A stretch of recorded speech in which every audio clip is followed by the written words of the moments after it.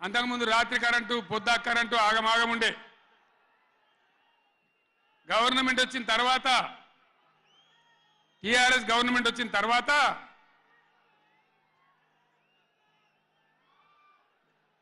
ఇంకేమైనా రోగమా బీమారే?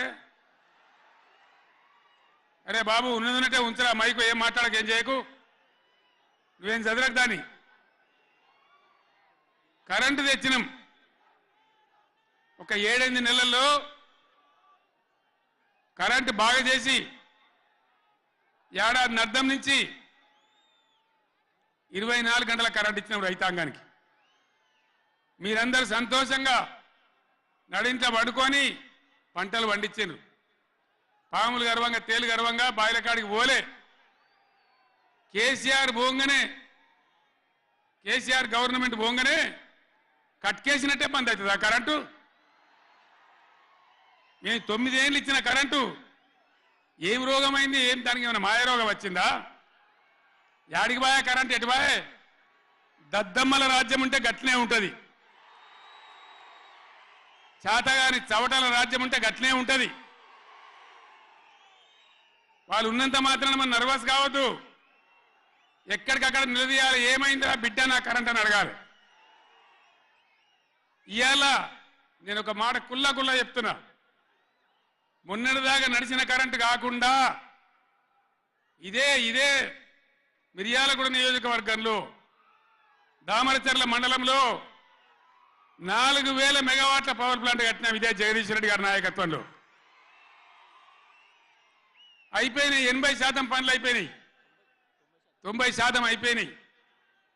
అది కష్టపడి చేసేస్తే 2-3 నెలలు తిప్పల పడితే 4000 మెగావాట్ల పవర్ వస్తుంది. రామగుండంలో ఆనాడు మొదలుపెట్టినటువంటి ఎన్టీపీసీ పవర్ వచ్చేసింది. ఆల్రెడీ 800 మెగావాట్లు వచ్చింది.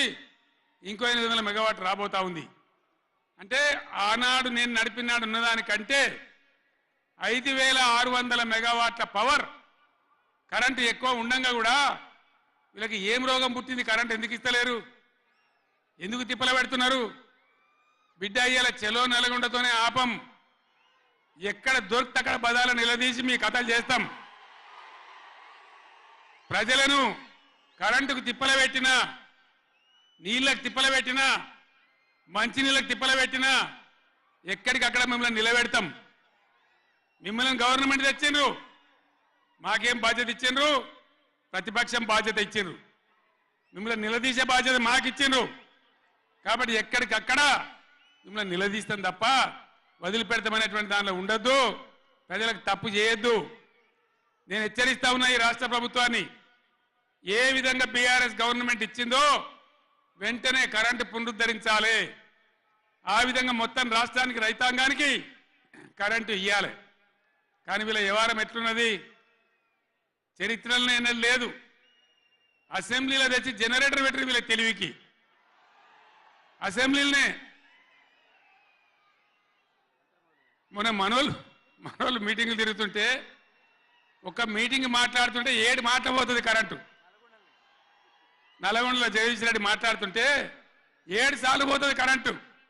ఏం మాయ రోగం వచ్చింది? మీకు తెలివిలేక, నడపరాక, చాతగాక ఇలా మంది మీద బదనాం పెట్టి బతుకుదాం అనుకుంటున్నారా? అట్లా కాదు బిడ్డ, జాగ్రత్త. బతకనీయం, ఎంబడబడతాం, వేటాడతాం.